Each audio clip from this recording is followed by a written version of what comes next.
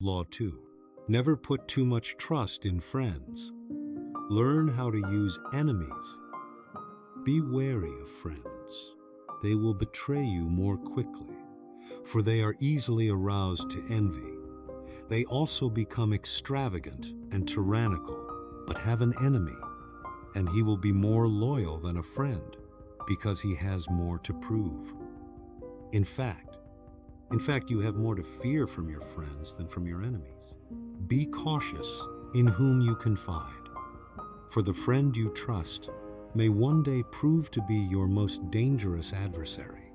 Remember, the intimacy of friendship can often conceal latent ambition and hidden resentments.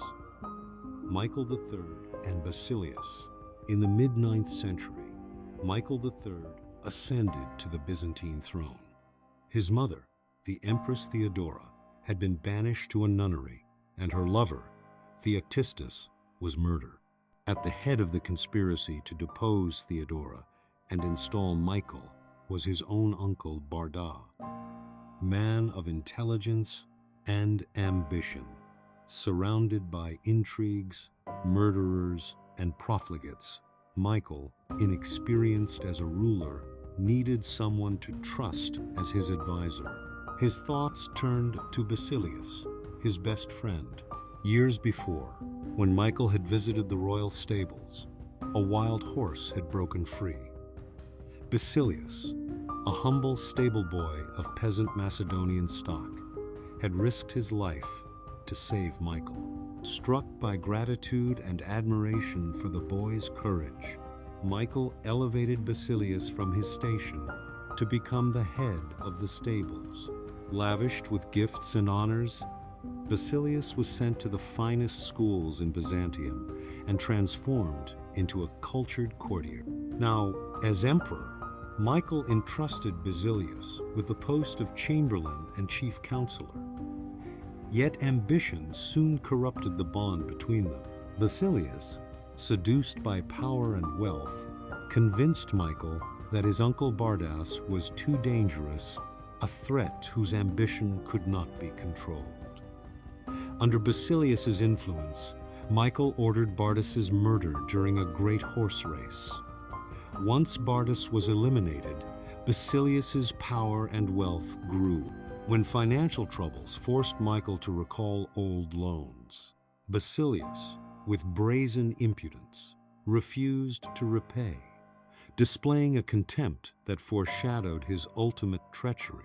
In a bitter twist of fate, the very friend to whom Michael had given everything turned against him, culminating in Michael's assassination, his head finally ending upon a pike. The Heron and the Snake. A curious allegory tells of a snake that, having swallowed its own poison, found a false sense of safety within its belly. As it roamed, a heron appeared, a creature of keen perception. The heron, recognizing the danger within, seized the snake's head, drawing forth the venom that threatened to consume it. In its final moments, the snake, once a symbol of trust and familiarity, met its end at the hands of an unexpected avenger. This allegory serves as a stark reminder. Hidden within those closest to us may lie the seeds of our undoing, and it is wisdom to be ever vigilant. Emperor Sung of China. Emperor Sung, ruling in a time of ceaseless coups and power struggles, knew that friends could be treacherous.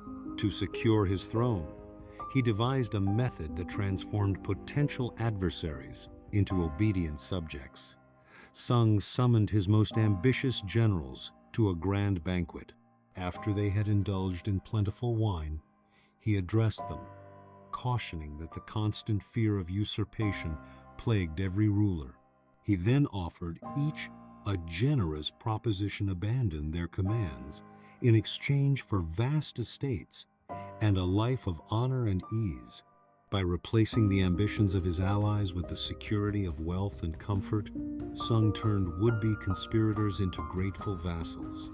Even when dealing with rebellious figures like King Lin and Xian Shu, he extended his generosity. winning their allegiance and neutralizing threats through pragmatic clemency. Talleyrand, Fouché, and the modern paradigm. In Napoleonic France, disillusionment with leadership led Talleyrand to cast aside the unreliable nature of friendship. He chose instead to ally with Joseph Fouché, a man once intent on his destruction. Their partnership was built not on warmth, but on a mutual recognition of self-interest. In the realm of power, such alliances demonstrate that even an enemy, when properly harnessed, can serve as a more effective partner than a friend whose loyalties are blurred by personal sentiment. Henry Kissinger, during the tumult of the Vietnam War, encountered a daring kidnapping plot. Rather than meeting hostility with force, he extended an olive branch by arranging a discreet meeting with his would-be captors. In that encounter, Kissinger transformed animosity into dialogue, demonstrating that even the gravest threats can be diffused by converting enemies into reluctant allies. Mao Tse-tung and the necessity of conflict. Mao Tse-tung's approach during the Japanese invasion of China in 1937 further illustrates this law. While many advisors favored retreat and recuperation, Mao saw opportunity in conflict. He believed that engaging with a formidable enemy would sharpen his forces and prepare them for future challenges. In embracing the struggle, Mao recognized that continuous conflict could fortify his position and transform adversity into a crucible for strength and unity. Abraham Lincoln's wisdom. Abraham Lincoln once remarked, "Do I not destroy my enemies when I make them my friends?" This paradox encapsulates the profound truth of Law 2.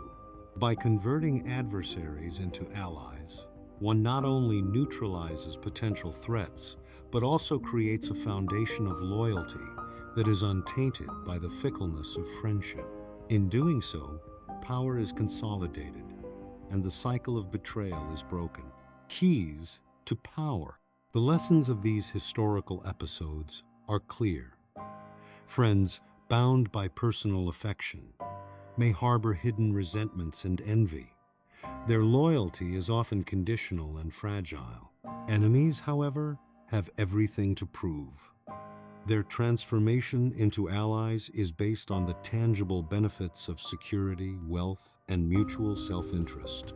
Thus, the discerning ruler must cultivate a network where even former foes serve the cause of stability and power. Reversal. While it is natural to seek the comfort of friendship, one must never allow it to cloud judgment. In matters of state, the intimate bonds of friendship can obscure the hard realities of ambition and betrayal.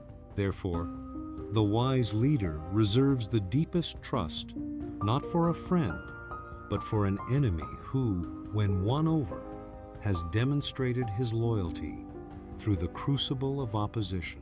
In the realm of power, it is not enough to rely on affection alone. One must be ever vigilant, converting every potential adversary into an ally through strategic generosity and clear-eyed pragmatism. Only then can a ruler secure his position and command the respect that true power demands.